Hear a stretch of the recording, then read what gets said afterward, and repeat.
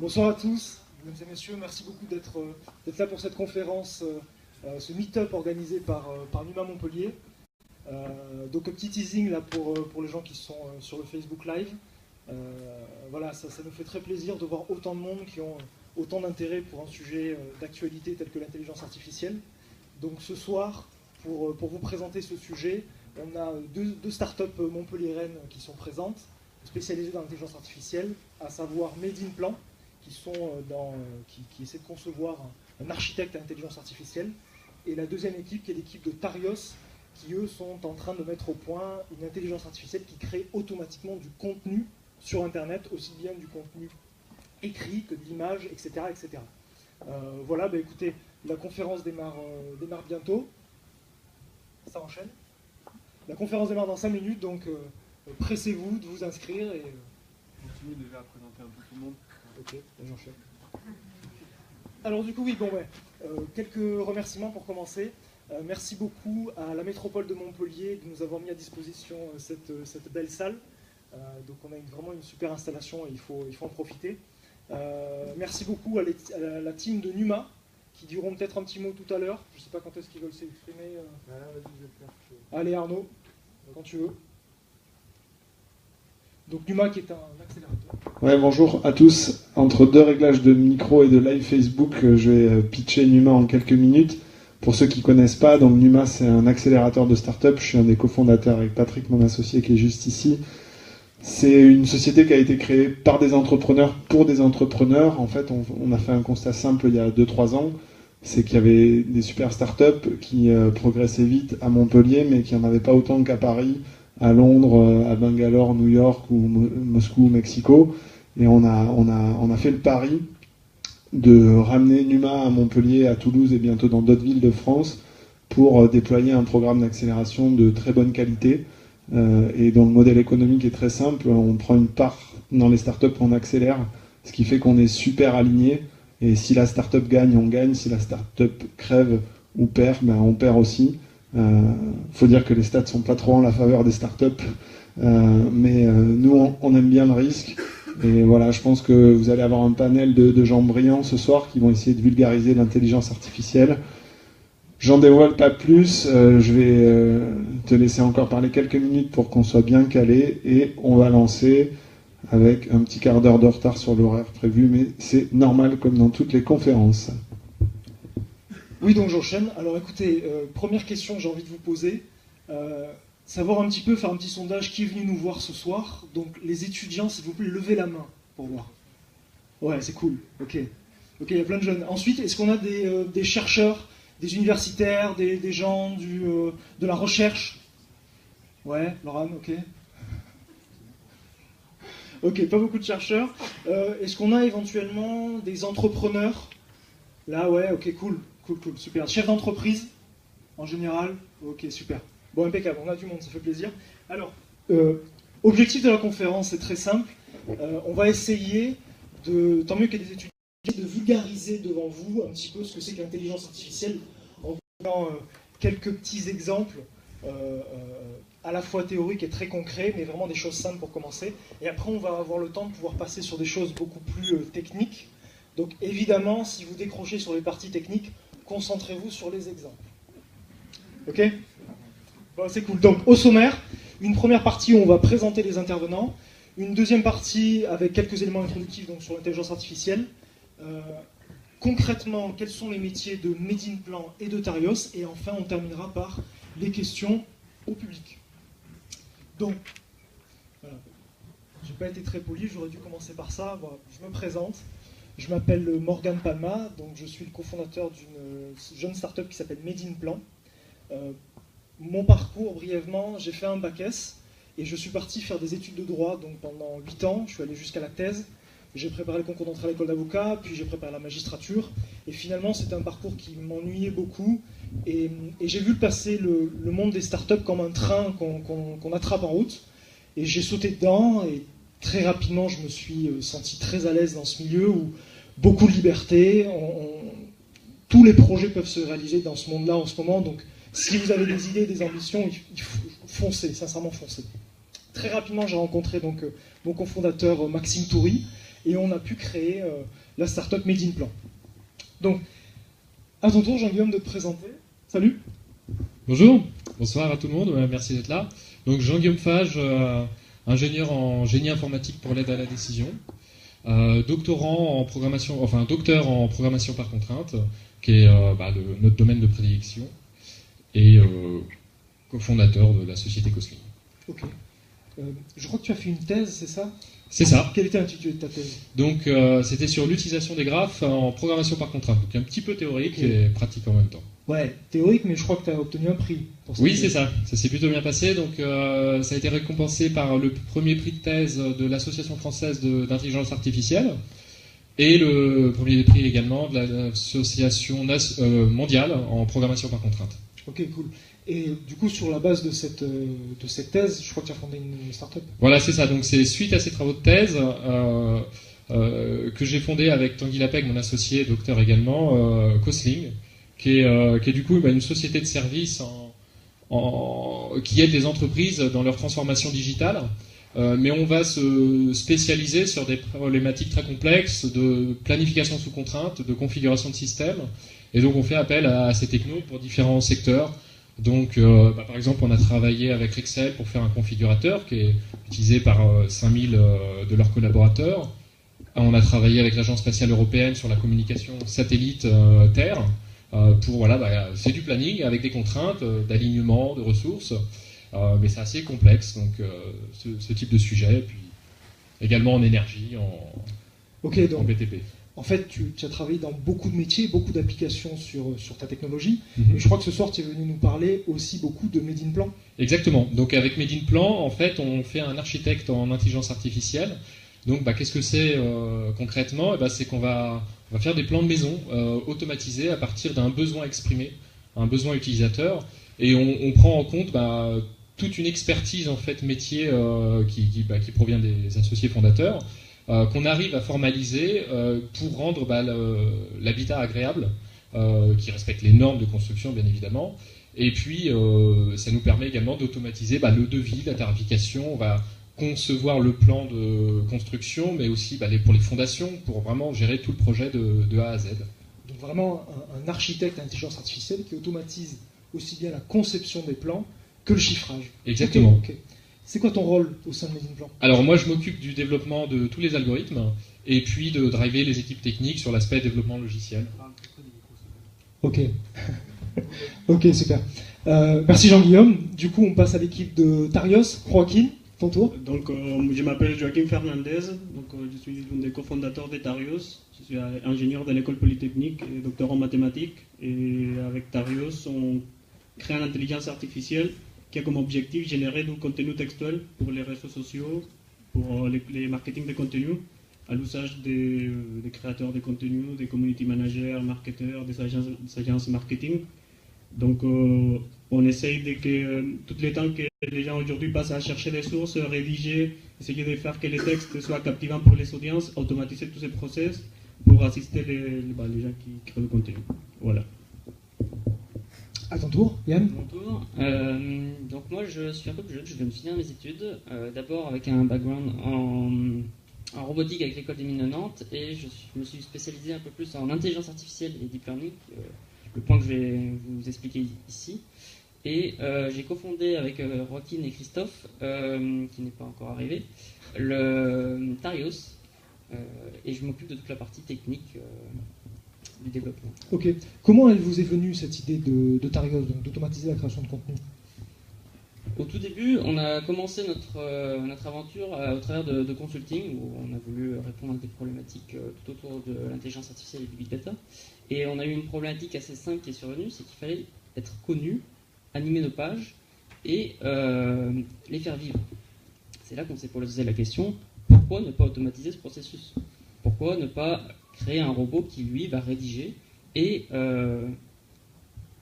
choisir les bons mots pour faire en sorte que les gens apprécient, like et nous contactent par la suite. Ok, impeccable. Petit sondage du coup pour commencer, pour rentrer dans le vif du sujet. Jean-Guillaume, qu'est-ce que c'est pour toi que l'intelligence artificielle? Alors pour moi c'est très simple, c'est quand on a un processus cognitif qui fait appel au cerveau, qui aujourd'hui, qui était hier réalisé par un humain, qu'on va remplacer ou au moins assister à l'aide d'un programme informatique. Ok, super. Yann ou Joaquin, une petite définition de l'intelligence artificielle? J'ai préparé quelques slides à ce sujet. Donc, l'intelligence artificielle, au moins pour moi, en tant que mathématicien, c'est juste c'est un peu les prochains pas naturels, donc des méthodologies qu'on avait développées déjà en mathématiques. Donc, la modélisation, par exemple, rendre un problème réel, l'abstraire dans le monde des mathématiques. L'optimisation, comment trouver la meilleure solution parmi plusieurs options possibles, les statistiques, l'analyse des données, les probabilités. Donc ça, c'était des choses qui sont faites en mathématiques depuis le début des temps. Et aujourd'hui, l'intelligence artificielle, c'est à force d'automatiser ce type de processus, la machine, il fait à 99% du boulot. Donc c'est pour ça qu'on l'appelle l'intelligence artificielle. Donc il y a une évolution dans la méthodologie de comment on fait mathématiques, statistiques, informatique aujourd'hui. Donc avant, il y avait l'approche analytique, c'est faire des calculs, essayer de trouver les solutions à la main. Petit à petit, on commence avec des approches plus algorithmiques, on laisse l'ordinateur chercher la solution exacte. Petit à petit, on commence à utiliser plus la simulation, les probabilités. Et jusqu'à aujourd'hui, on s'est dit, on s'inspire de comment l'être humain il apprend, et on fait que la machine il apprend par elle-même. Donc on lui donne très peu d'informations en entrée, et on fait que les ordinateurs, en interagissant avec l'environnement, ils trouvent quelle est la meilleure solution pour un problème. Donc, en particulier, l'une des branches de l'intelligence artificielle qui est plus à la mode aujourd'hui, c'est apprendre par les données. Donc, l'algorithme, il apprend par expérience, en se trompant. Et donc, les réseaux de neurones, probablement vous avez déjà entendu parler, c'est l'une des approches principales pour ce type de problème. Donc, on imite un peu comment le cerveau il marche pour que l'ordinateur il apprend.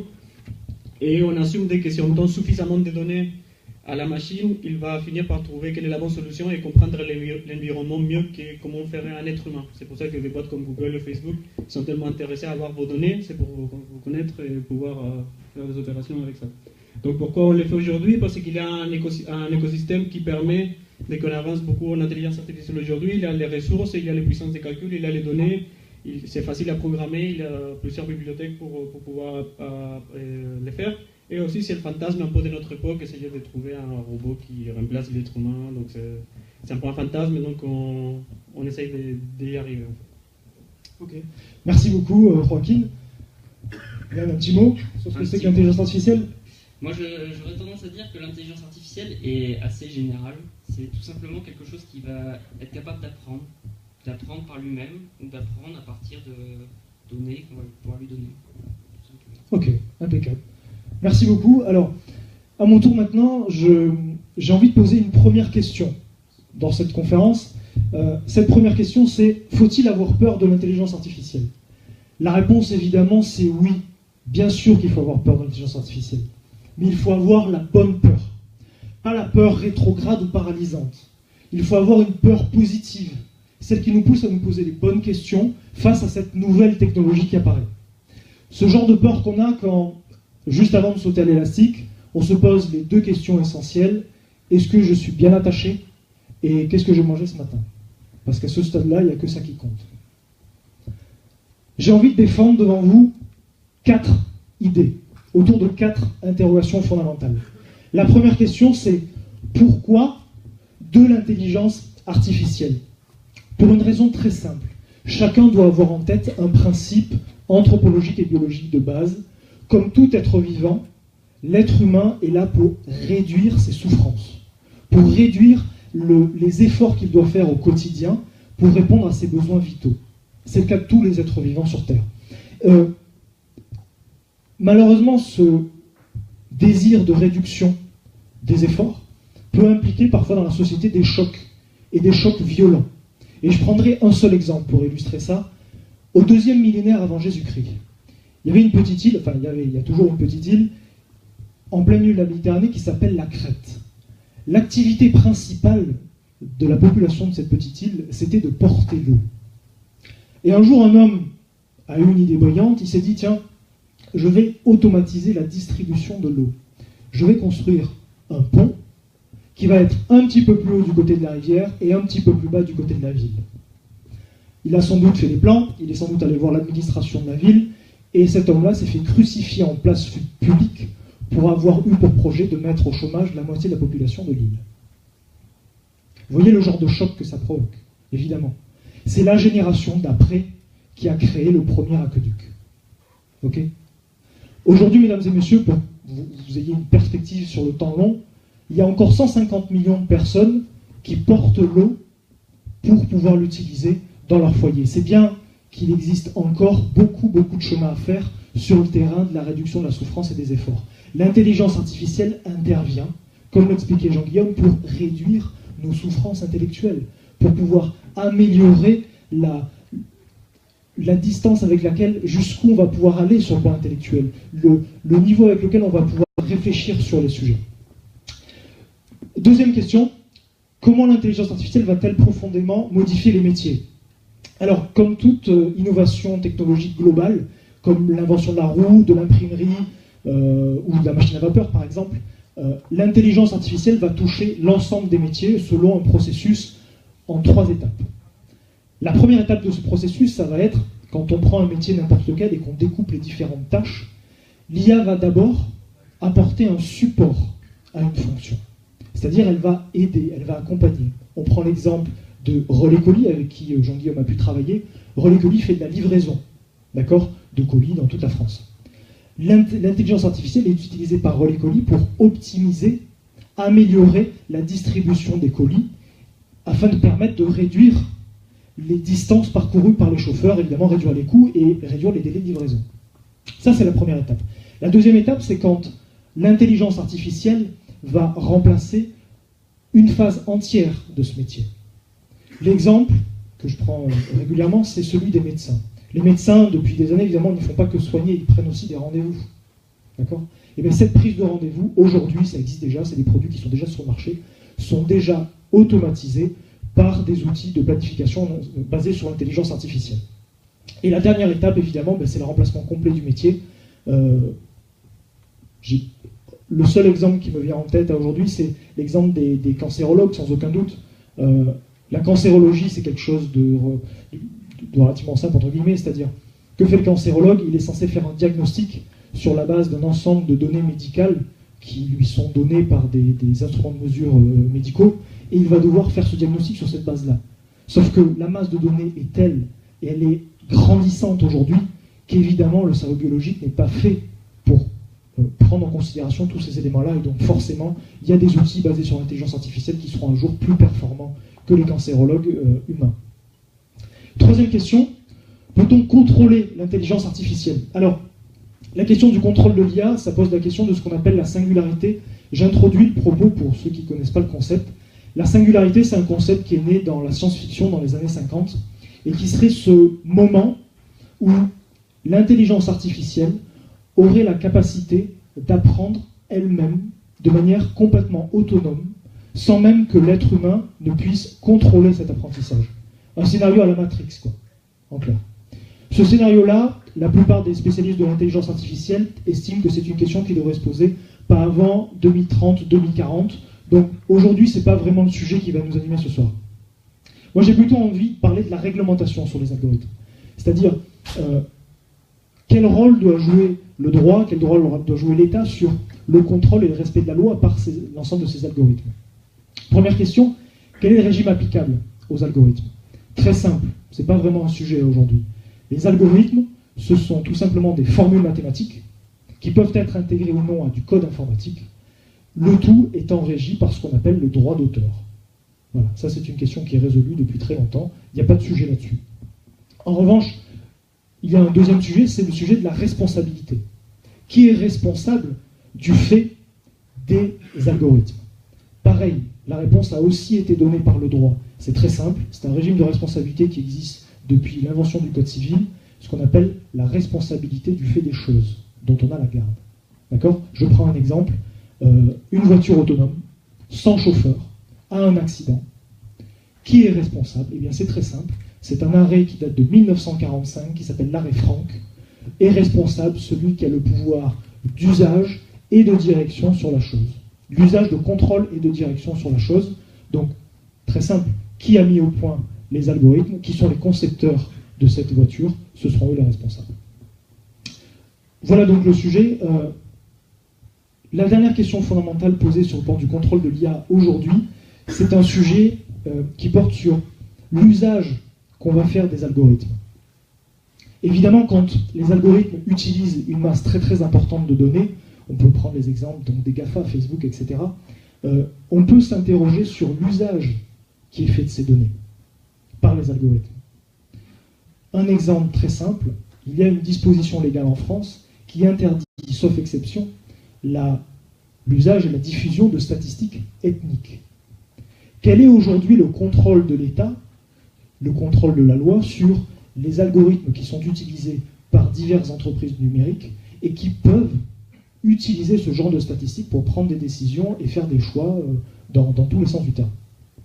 Voilà pour moi les sujets importants autour du contrôle de l'intelligence artificielle. Et pour finir, j'ai envie de faire avec vous une supposition positive autour de l'IA, c'est est-ce qu'on peut envisager une intelligence artificielle bienveillante? Alors, je vais partir d'une des principales qualités qu'on peut donner aux algorithmes, c'est leur impartialité. Les algorithmes sont des formules mathématiques et donc, par définition, ils sont impartiaux.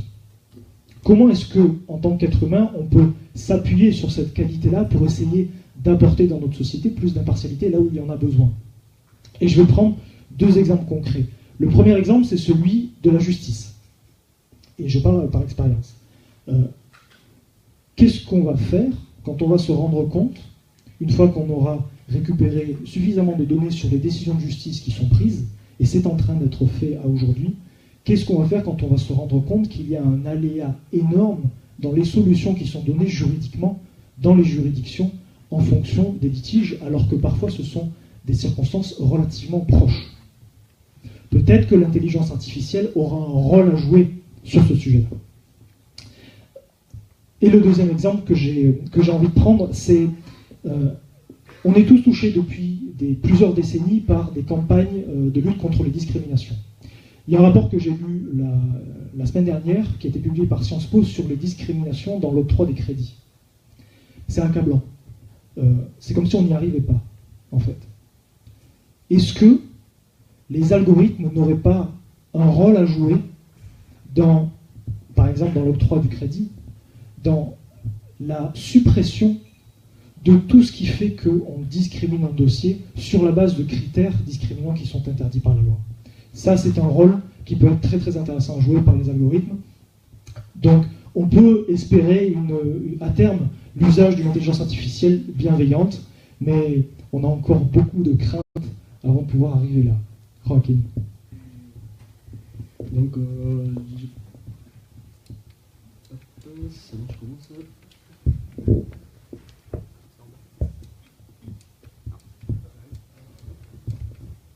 Donc, moi j'ai envie de parler du sujet suivant. C'est quand on parle d'intelligence artificielle, ça attire beaucoup l'attention. Donc, j'imagine que les gens qui sont venus aujourd'hui, c'est pour apprendre de quoi ça parle. Donc, c'est un sujet qui génère beaucoup de panique d'un côté, donc ça fait peur. On va perdre tout notre travail parce que l'intelligence artificielle va nous remplacer. De l'autre côté, on est très euphorique, on s'est dit on va plus jamais travailler, on va gagner le revenu universel et on va pouvoir faire la fête tous les jours.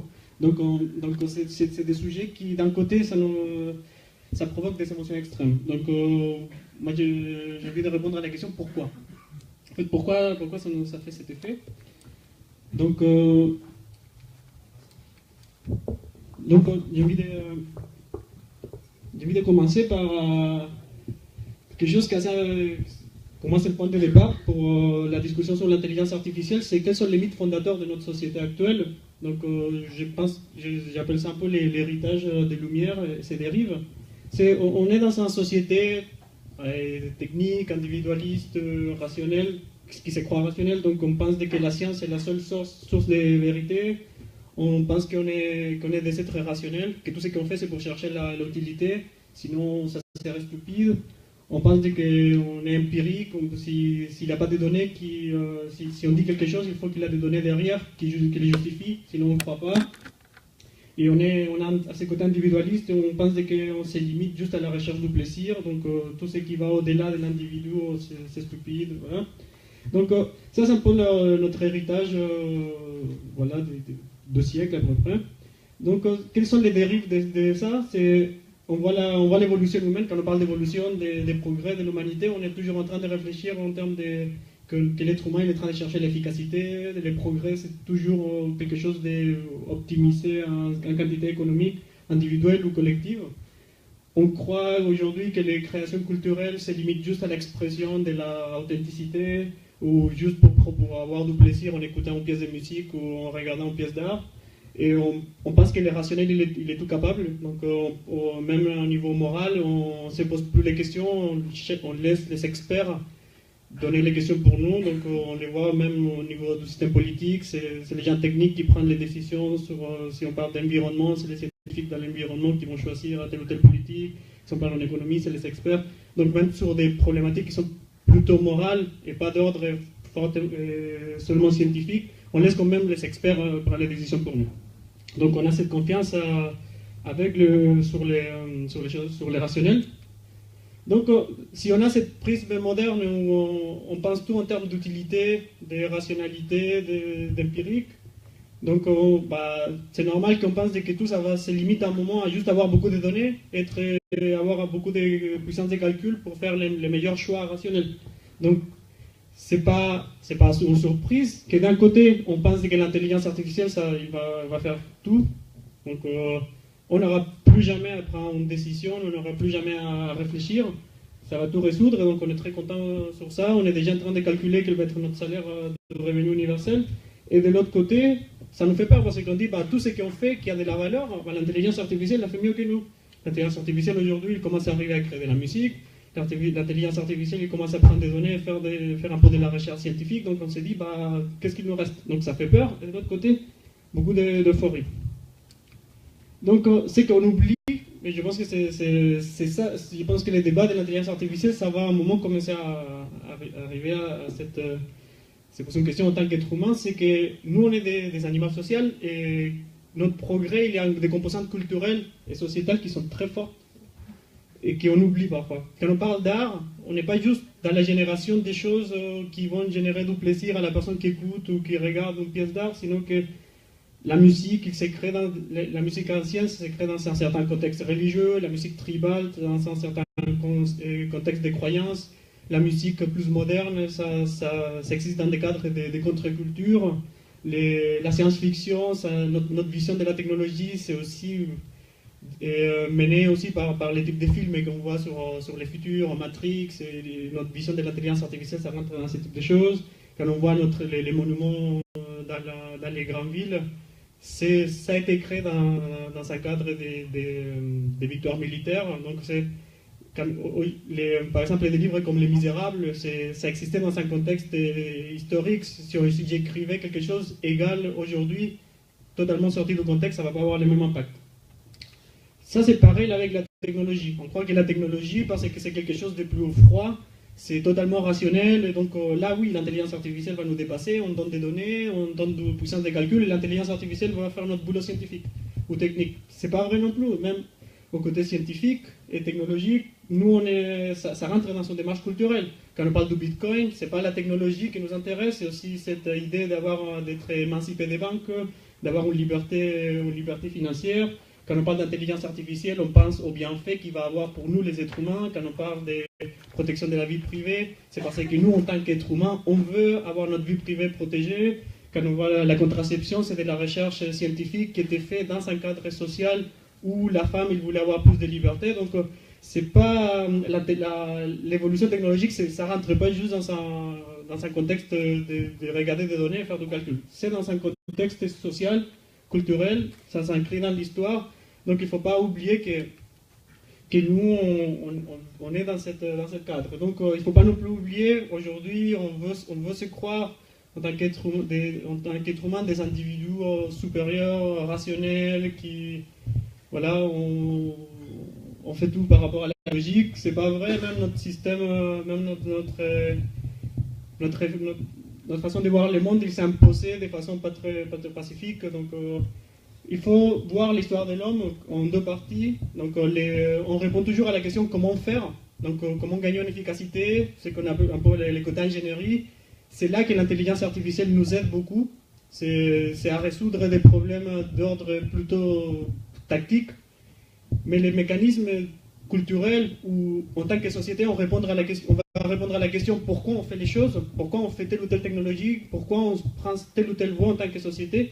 Ce pas des choses où l'intelligence artificielle va nous poser la question, va nous répondre la question. C'est à nous, ça va rester du débat, ça va rester du politique. On les voit aujourd'hui, on est en 2017. Les élections présidentielles, ça reste du choc entre les différentes visions du monde. Donc là, l'intelligence artificielle, et les experts et la technique n'ont rien à dire.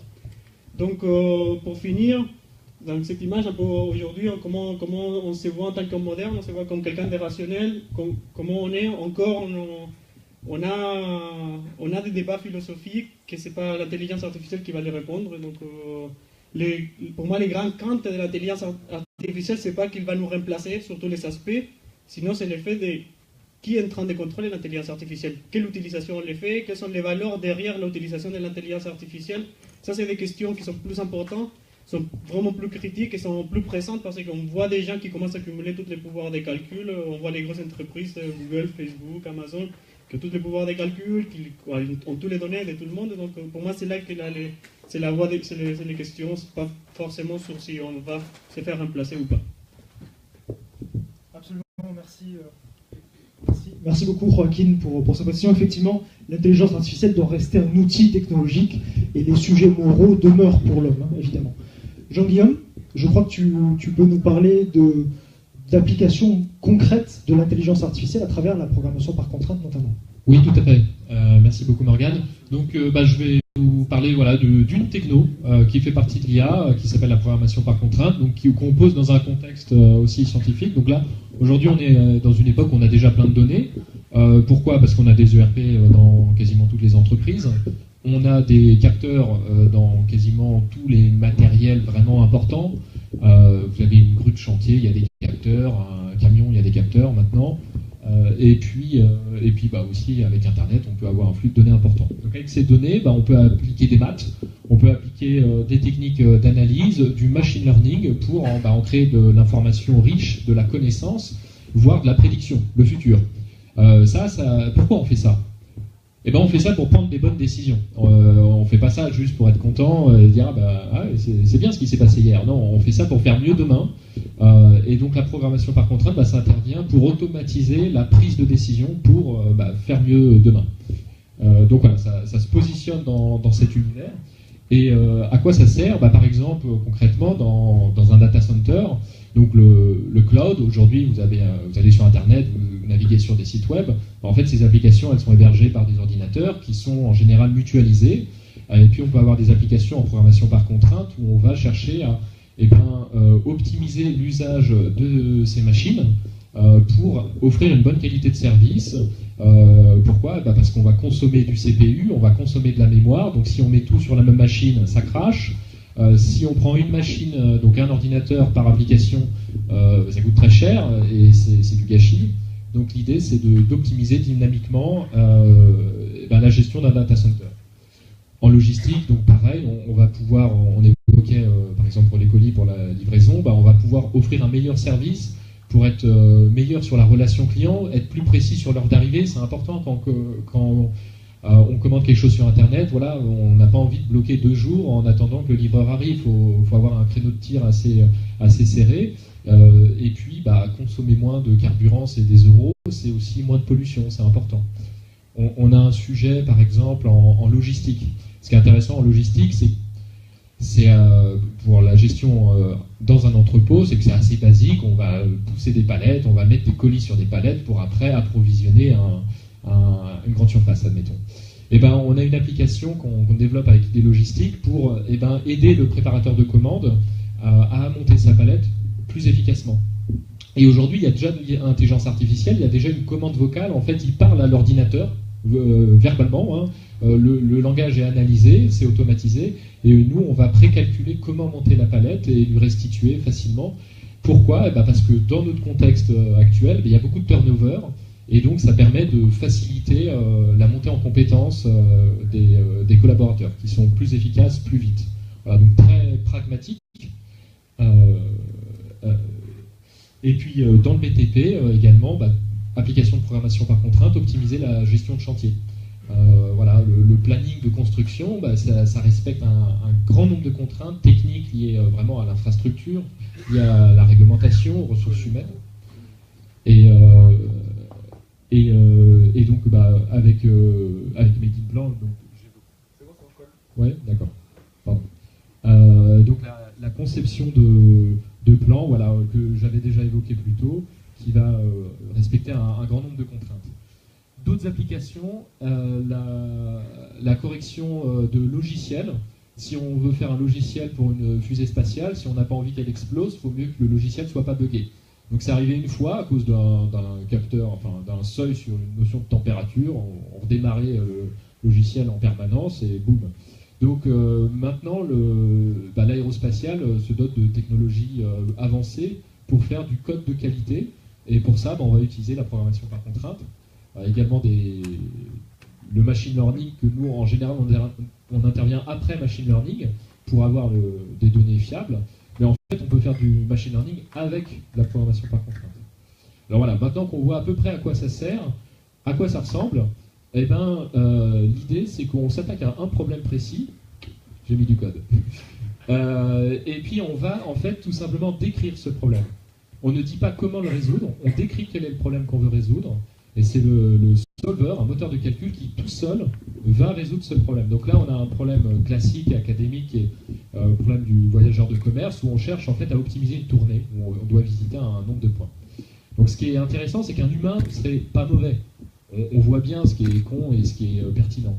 Par contre, un ordinateur, si on lui dit rien, s'il n'y a pas d'intelligence, il va prendre les visites en fait de manière aléatoire. Donc il va traverser 10 fois l'Amérique en long et en large parce que il n'a pas de critères. Et donc il faut injecter de l'intelligence. Et donc en programmation par contrainte, qu'est-ce qu'on dit ? Il faut formaliser ce problème, c'est dire que on va créer une tournée, un circuit, donc c'est la ligne 2. On a un coût unitaire pour chaque trajet, puis on cherche à minimiser la somme des coûts. Voilà, c'est des maths, on a décrit notre problème, et puis après il y a marqué solve.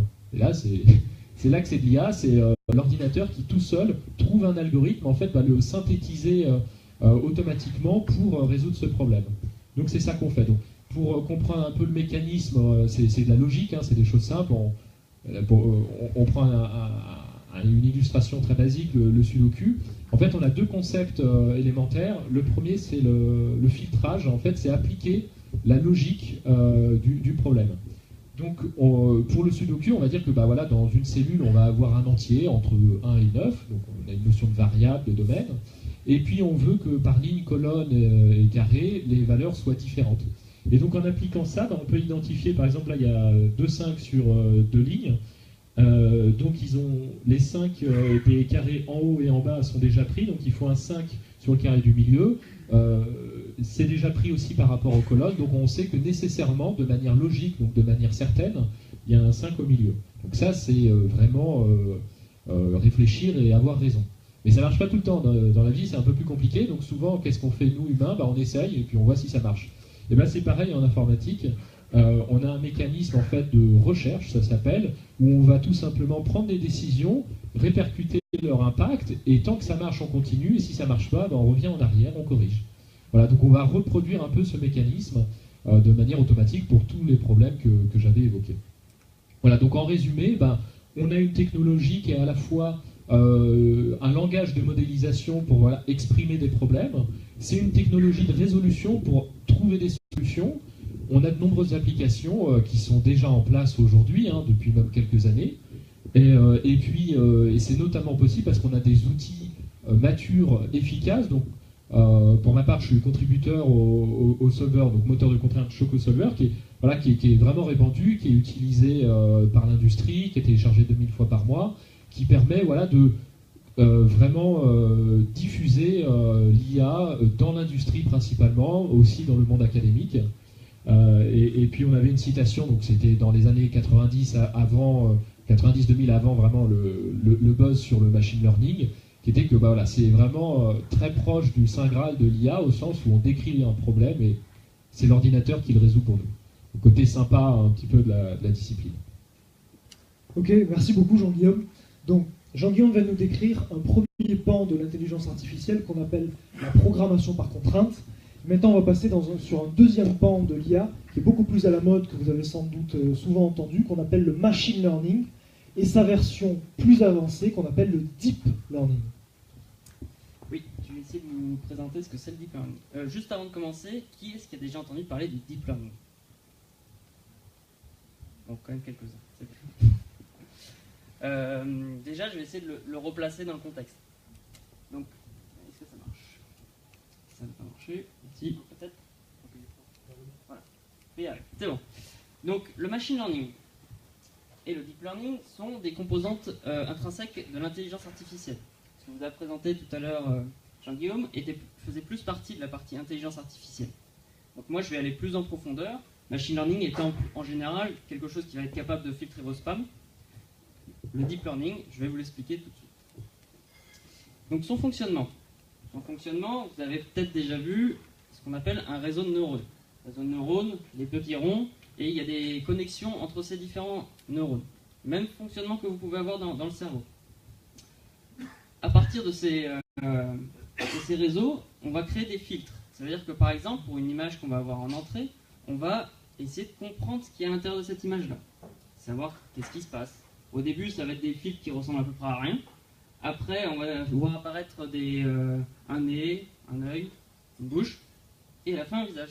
Donc ça veut dire que ça va être de cette manière-là qu'on va arriver à comprendre le contenu d'une image, par exemple.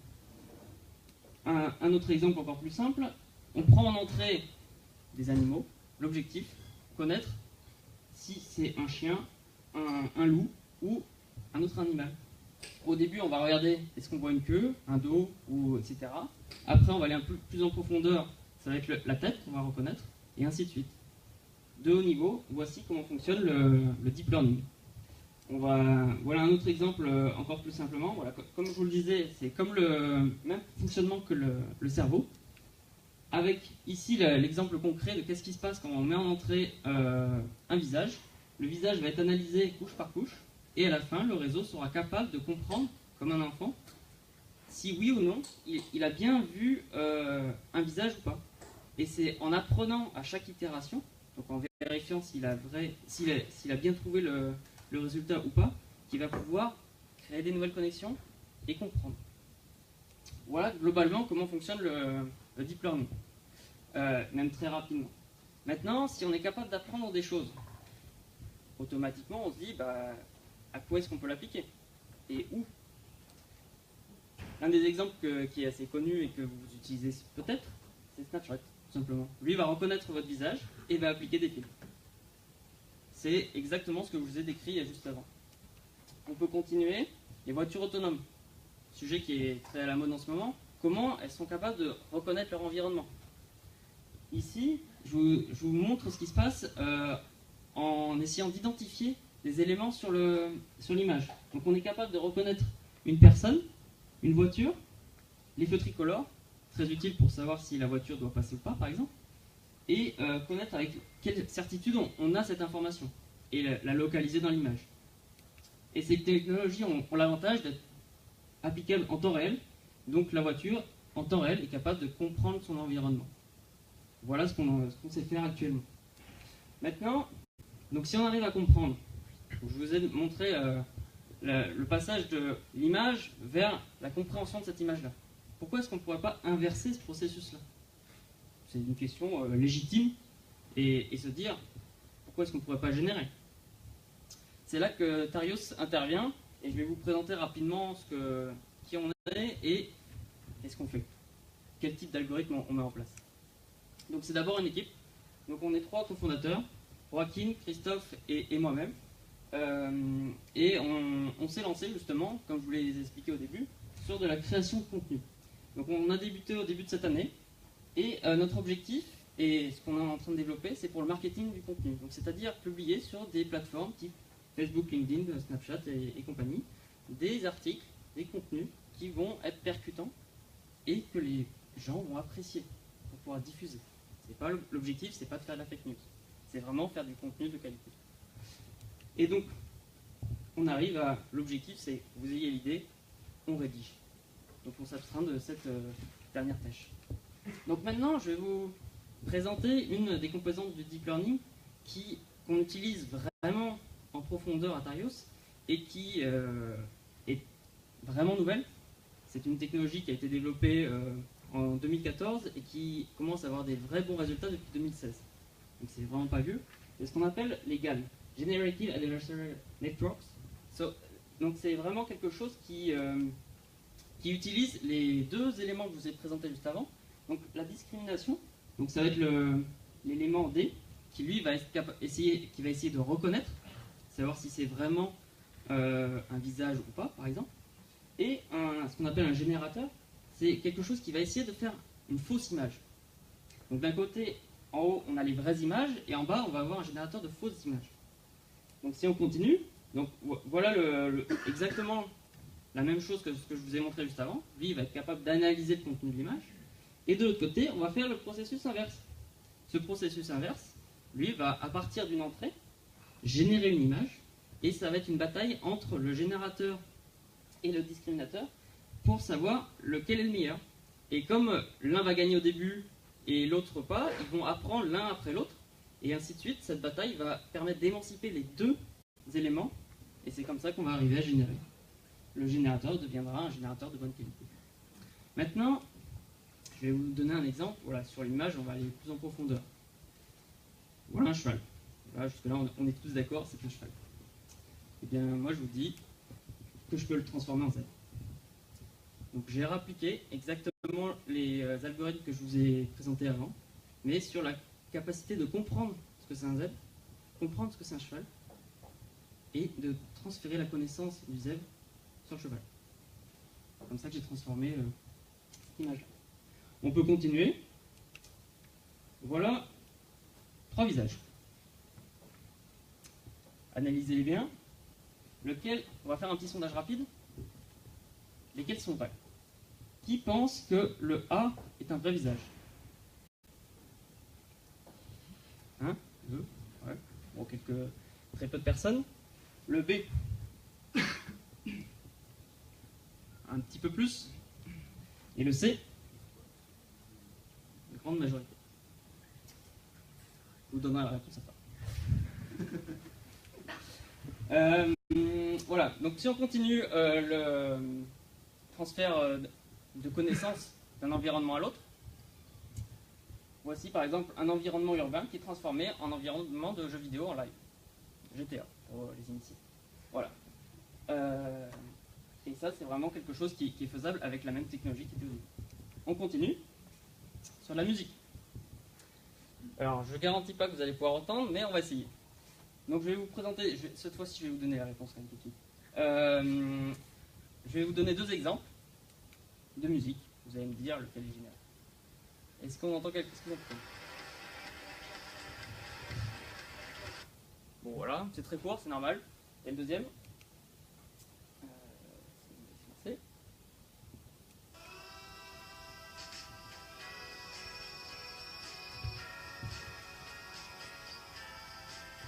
Vous allez me dire, c'est simple. Bon, lequel a été généré? Le A? Ouais, bah moi je vous dis que c'est les deux. Les deux ont été générés. La seule différence, c'est que l'un a été généré avec très peu de données, le deuxième a été généré avec beaucoup plus de données avec les beatles. Voilà. Mais les deux ont été générés. Avec toujours la même méthode que je vous ai montré juste avant, juste en changeant un petit peu les données et en changeant l'approche. Maintenant, on continue. Le texte, quelque chose qui est vraiment au cœur de notre technologie et de ce qu'on développe à Tarios. Voici, c'est quand même plus difficile de vous montrer du texte que de l'image. Donc, voici un exemple avec un résumé. En haut, vous avez le résumé qui se rédige, et en bas, l'article d'origine. Donc, c'est-à-dire, au fur et à mesure qu'il va se rédiger, vous allez voir des portions de texte illuminées. Ça veut dire que ces portions de texte ont été prises en compte dans le résumé. Donc, au fur et à mesure que vous rédigez, on se rend compte que l'ensemble du texte a été pris en compte. On continue. Une personne ayant l'envie folle de voir la suite de Game of Thrones, s'est dit pourquoi est-ce que je ne générerais pas? Et ben il l'a fait. Il l'a fait, mais on arrive aux limites actuelles des technologies où là on arrive. Il a généré le livre. Des portions je ne l'ai pas lu moi-même, mais des portions du livre reprennent des éléments qui étaient prévus par les fans. Donc ça veut dire que la compréhension a été forte, mais le niveau de cohérence global n'est pas encore bon. Mais on a quand même réussi à retrouver des éléments de scène et qui ont été rédigés automatiquement, sachant que le modèle a été appris uniquement à partir des livres précédents. Voilà le niveau de technologie qu'on met en place à Tarios et qu'on est en train de développer, toujours plus loin. Et tous ces développements ont été faits, on va dire, les 3 dernières années, globalement, avec des vrais résultats. Même si derrière, c'est des technologies qui sont beaucoup plus vieilles. Maintenant, jusqu'où on peut aller? Parce que je vous ai montré quand même des choses de génération. Là, je vais vous montrer que Deep Learning, ça s'applique à d'autres environnements. Peut-être que vous avez déjà vu cette vidéo, qui n'est pas vieille du tout, de Boston Dynamics. Et voilà, il a fait un salto. Mais je vous dirais, limite, c'est pas le plus impressionnant. Cette partie-là, oui, voilà, on peut se dire, il a été bien entraîné, c'est dans un environnement contrôlé, et c'est l'essai qui marche. Là, je vais vous montrer quand ça marche pas. Et c'est ça vraiment le plus impressionnant. Voilà. Il recommence. Oui, on dit c'est bon, mais regardez comment il arrive à se rattraper. C'est ce genre de mouvement qui montre que ça commence vraiment à être bon. Puis des fois, ça marche pas. Hein. ça arrive. Et donc merci pour votre attention. Et puis en cette fin d'année, une petite vidéo toujours des mêmes avec le Père Noël. Voilà. Super Yann, merci beaucoup. Merci pour tous ces exemples. Maintenant, quand je vais écouter de la musique sur Spotify, je vérifie bien que l'artiste existe vraiment, hein, pour pas me faire avoir. S'il est bon, pourquoi est-ce que tu chercherais Et à savoir s'il existe, ouais. c'est bon. Ah oui, eh bien, on va quand même, je vais vous les remontrer quand même pour que. Alors, les visages.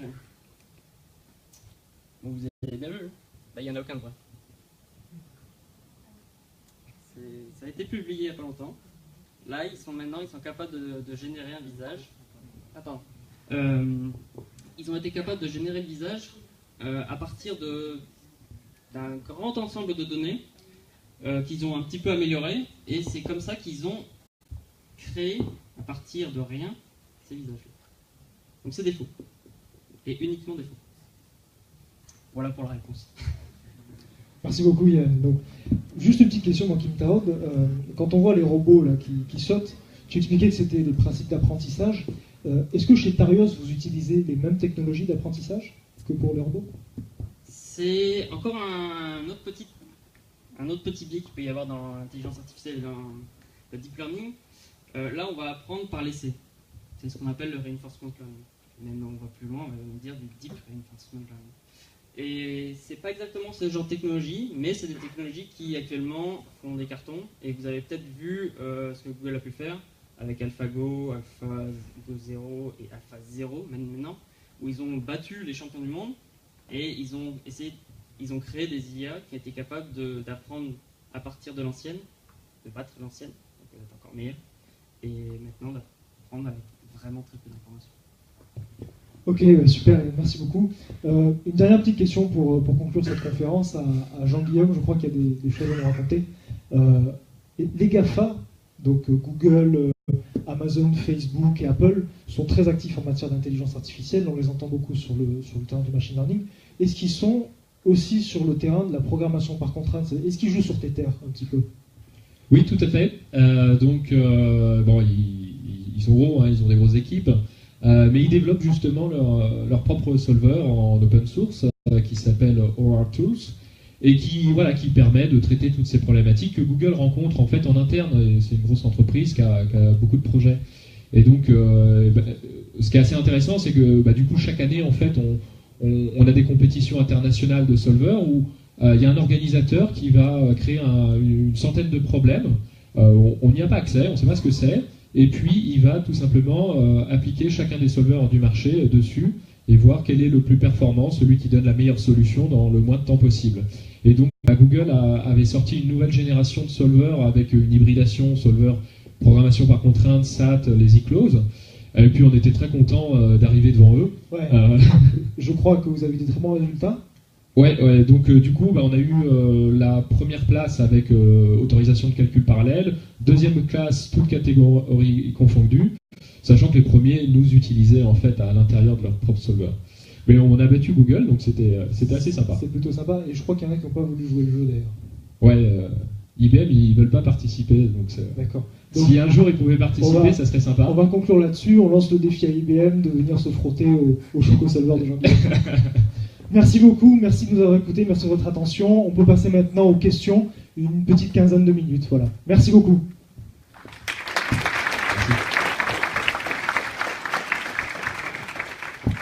Alors, des questions. Allez-y, ce qu'on va faire. Dès qu'il y a des questions, vous levez la main, je la reformule pour le Facebook Live et on vous répond direct. On vous écoute.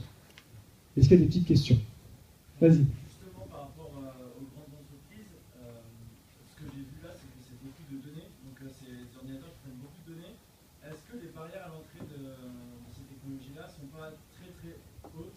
Par exemple, si moi je veux me lancer dans du customer support avec des chatbots, est-ce que je ne suis pas déjà mort contre des entreprises qui ont déjà toutes les données derrière? Absolument, très bonne question. Alors, la question, je la reformule pour le Facebook Live. En gros, les GAFA ont déjà des masses colossales de données. Est-ce qu'il n'y a pas déjà là une barrière à l'entrée énorme sur ce terrain-là? Comment est-ce qu'on fait pour avoir autant de données que les GAFA et pouvoir nous aussi travailler sur de l'IA? C'est compliqué. Non, mais actuellement, les données, il y a différents types de données. Ce qui fait la valeur d'une entreprise, c'est très facilement les données qu'elle a été capable de générer. Donc, vis-à-vis des GAFA, sauf si tu arrives à recréer toi-même un GAFA, ça va être compliqué. Par contre, actuellement, il y a deux problématiques. Tu as la ressource et l'architecture. Donc, si tu n'as pas les données, on peut essayer de se développer sur la partie publique. Si tu arrives à trouver des données publiques ou à partir de ton entreprise en générer beaucoup, après, tu vas te poser la question de comment est-ce que tu les traites. Pour les traiter, le cloud, c'est la vie, on peut le dire. C'est comme ça que tu vas arriver à avoir facilement beaucoup de ressources. Et justement, les GAFA te proposent des partenariats pour utiliser leurs propres ressources. Des formules qui te permettent de commencer à vraiment utiliser les infrastructures et développer ton modèle.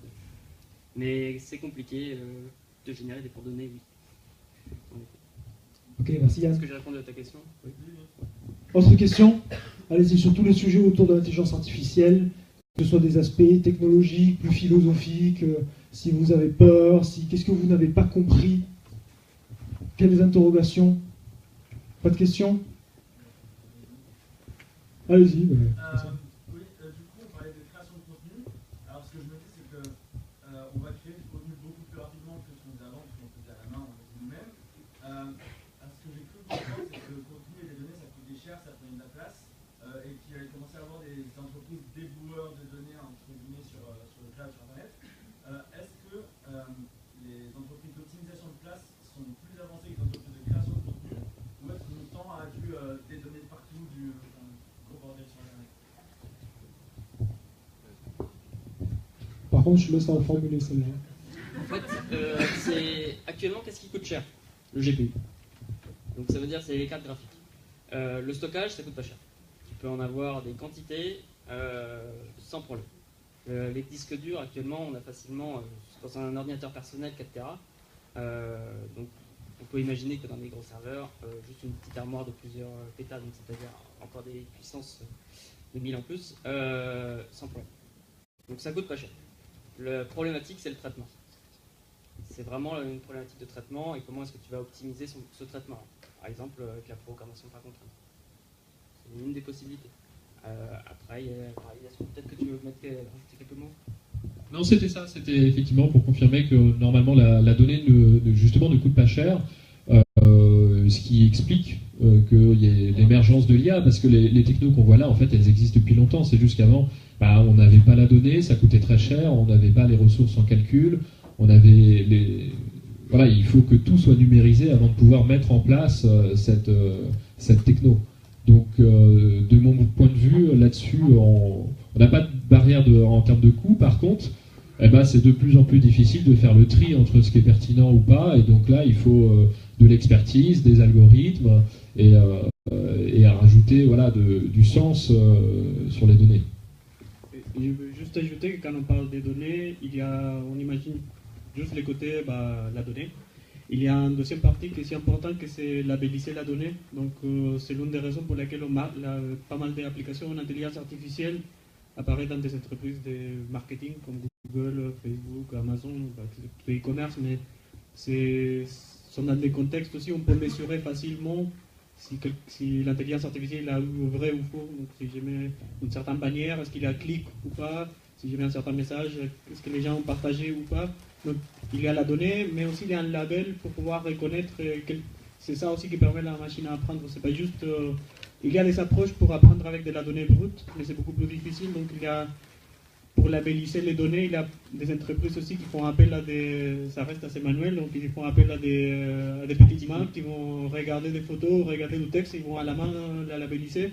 Donc le processus de la labellisation, ça reste cher dans le sens de que c'est une tâche un peu manuelle encore. Et pour information, labelliser, c'est donner des noms à des entités. Donner des noms à des données. Autre question? Oui.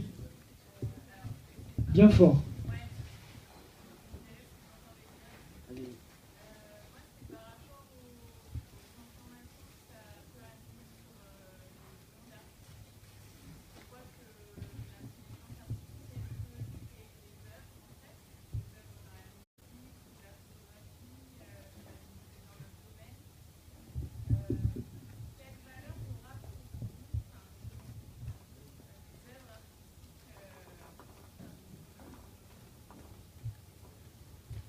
Alors, un élément de... Je reformule.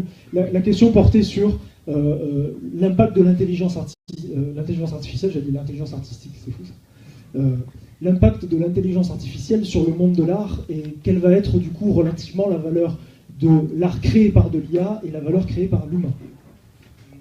Alors, un élément de réponse par rapport à ça, je pense que ce qui fait vraiment la valeur d'une œuvre d'art, c'est sa rareté, et puis son contexte culturel, historique, mais pas vraiment, en tout cas pas uniquement le résultat, le produit matériel.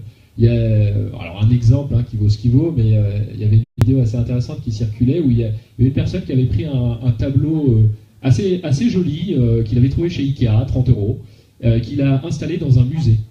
Et puis il a interviewé des passants et il les a interpellés sur la portée de l'œuvre, de l'artiste, et là on a eu des récits mais magnifiques, sublimes, avec des personnes qui disaient l'auteur il s'appelait Ike Austin comme Ike, c'est effectivement très profond, ça part de notre société, ça vaut sûrement 500 000 €, voire 1 million. Si j'avais l'argent, je l'achèterais. Voilà. Et une fois qu'on sait qu'en fait c'est disponible partout, dans tous les magasins, personne n'est prêt à y mettre le prix, je pense. Donc il y a une notion de rareté qui entre en ligne de compte, qui est très importante pour l'aspect vraiment monétisation de l'art. Ça répond pas entièrement à la question, mais en tout cas c'est pour moi un aspect important. Effectivement, si on parle de valeur, de toute façon, l'une des principaux agents de la valeur, c'est la rareté, et l'intelligence artificielle, c'est justement là pour créer de l'abondance aussi. Donc forcément, ça aura des impacts sur la valeur des choses. Et je pense que la question, il n'y a pas que l'intelligence artificielle qui pose en question au monde artistique, parce que l'effet de la co-création artistique, ça existe depuis quelques années. Moi, quand j'étais en école, il y avait pas mal de stages proposés à l'IRCAM, que c'est un institut qui fait un peu de la recherche sur la musique, et donc il savait déjà un peu des intelligences artificielles qui aidaient à l'improvisation. Donc il faisait des études un peu d'harmonie, comment l'intelligence artificielle pouvait compléter des pièces de musique. Donc il y a un peu cet aspect d'apprendre à travailler avec la machine. Aujourd'hui, pas mal de gens dans le monde de la création, ils utilisent Photoshop. Photoshop, il fait en partie, ils font l'autre. Donc pour moi, le fait que l'intelligence artificielle soit capable, avec des données et avec des données labellisées, on dit est-ce que les gens aiment cette musique, est-ce qu'ils l'aiment pas, ça va juste accélérer le processus de création de un peu ce qu'on fait aujourd'hui, la musique pop, un peu, par exemple, quand on avait les boys bands, on fait qu'est-ce qui marche, et on essaye de faire un peu de façon commerciale, un peu analytique, créer de la musique qui va vendre rapidement par rapport au trend du moment. Donc l'intelligence artificielle peut être très capable de générer des musiques dans ces contextes. Est-ce qu'une intelligence artificielle est capable de créer tout un courant artistique? Dans la question, peut-être quelqu'un qui s'appuie sur l'intelligence artificielle pour faire ses créations. Donc un DJ pour utiliser, donner un peu des types de sonorités qu'il veut faire, et après l'intelligence artificielle l'aide à compléter les morceaux de musique ou à mettre des éléments. Donc je pense que c'est un processus ça ne va pas changer d'un jour à un autre, qu'il n'y aura que des artistes artificiels. Petit à petit, il y aura les logiciels, les artistes vont s'adapter. Je pense que ceux qui meurent dans le monde, c'est toujours ceux qui font non, c'est pas pour moi, et après ils se font bouffer par les nouvelles tendances. Donc je pense que c'est Okay. à voir. Merci Joaquin. Une autre question, je crois que j'en avais vu une sur la gauche tout à l'heure. Oui, allez-y.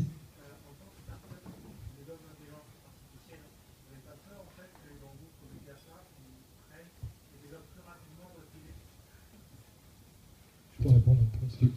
Moi, je pense qu'on est tous concernés, donc on peut peut-être tous répondre. Bon, en ce qui nous concerne, non, parce que en fait, nos concurrents, bon, déjà on en a peu, c'est vraiment un marché de niche qui nécessite une grande expertise. Les GAFA, en fait, font ceux qui ont notre compétence, en fait, ils le font en interne sur leur projet. Donc c'est juste qu'on ne peut pas travailler avec eux parce qu'ils ont déjà des équipes en interne, mais ils ne vont pas non plus faire de la prestation de service et commercialiser ces solutions. Google ne commercialise pas vraiment la partie optimisation. Donc là-dessus, c'est bon. Et après, je pense qu'au contraire, en général, on peut toujours transformer un ennemi en partenaire, en allié. Il peut y avoir des business models gagnant-gagnant. Voilà. En tout cas, en ce qui concerne Cosling, je dirais pas de crainte particulière. Et évidemment, en tant que start-up, on a toujours peur de s'attaquer à un marché où il y a un géant qui arrive et qui ravage tout, mais il y a suffisamment d'opportunités aujourd'hui, il y a suffisamment de problèmes à résoudre dans le monde, et les GAFA ne vont pas tous les résoudre, donc évidemment qu'il faut lancer des start-up, y compris dans l'intelligence artificielle.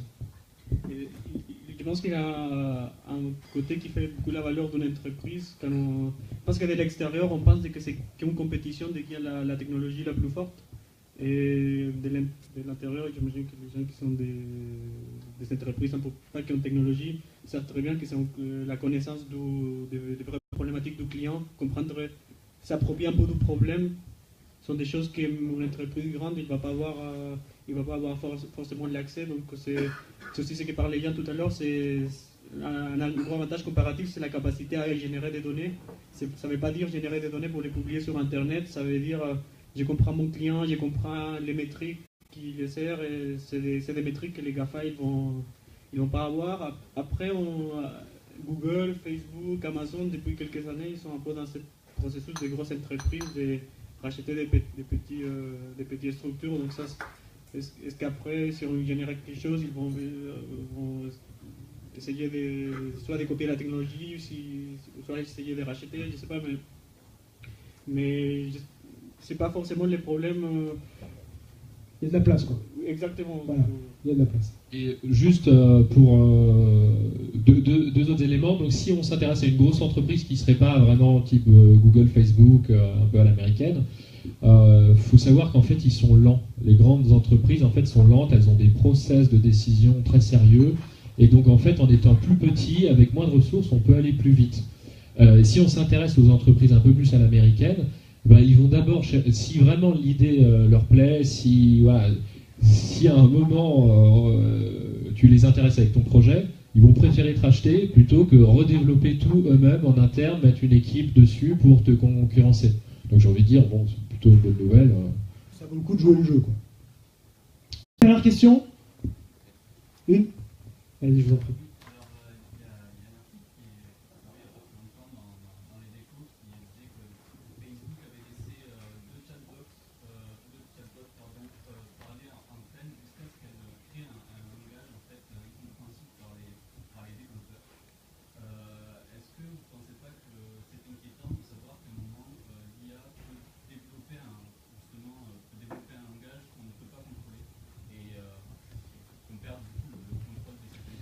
Alors, pour résumer la question, Donc une petite actualité, un article était paru dans les Échos, Facebook aurait développé donc, 2 outils d'intelligence artificielle qui se sont mis à communiquer entre eux à travers un langage qui n'était pas intelligible par l'être humain.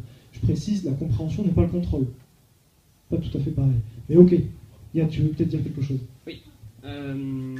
Si je me rappelle bien de l'exemple, c'était dans un objectif de cryptographie.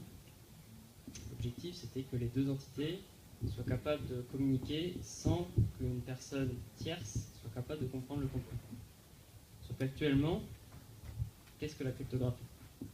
C'est juste, certaines limites entre guillemets, être capable de communiquer et que cette méthode de communication, la manière dont on va utiliser les algorithmes pour communiquer, soit suffisamment difficile à décrypter pour éviter que la 3e personne puisse le lire le temps que cette communication est faite et sur, on va dire, plusieurs années.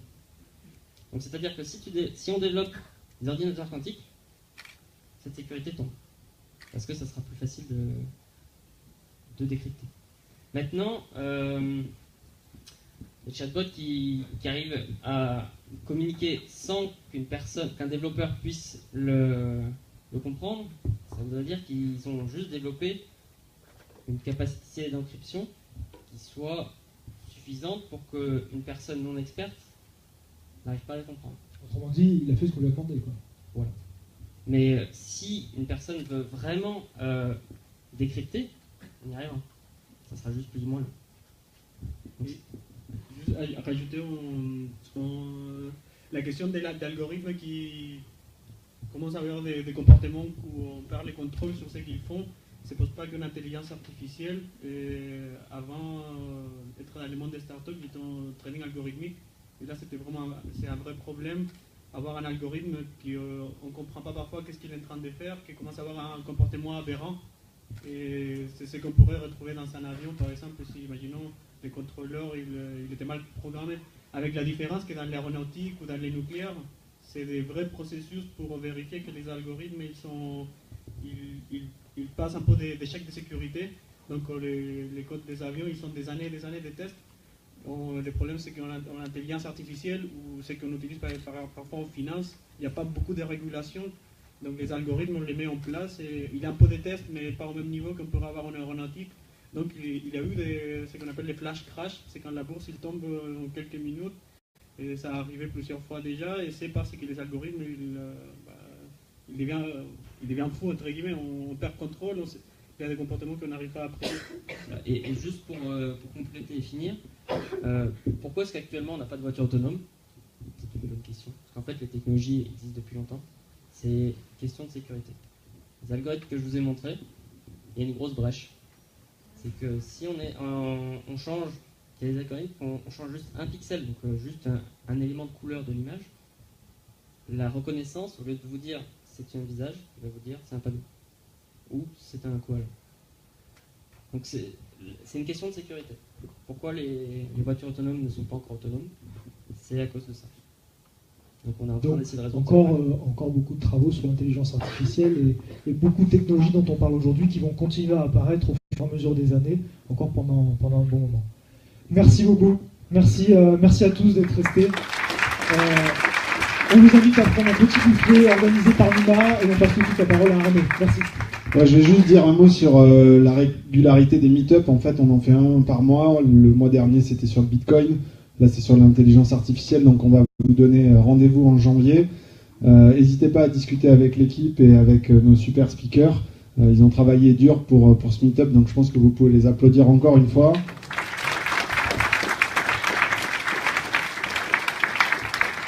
Et effectivement, un meet-up sans bière, sans vin, sans chips, c'est pas vraiment un meet-up. Donc je vous invite à vous rapprocher du buffet et passer un bon moment avec nous. Je préciserai juste que c'est gentiment offert par le domaine de la Grande Sieste et le restaurant Rocco et sa mère, c'est ça? Voilà. Passez une bonne soirée, merci encore.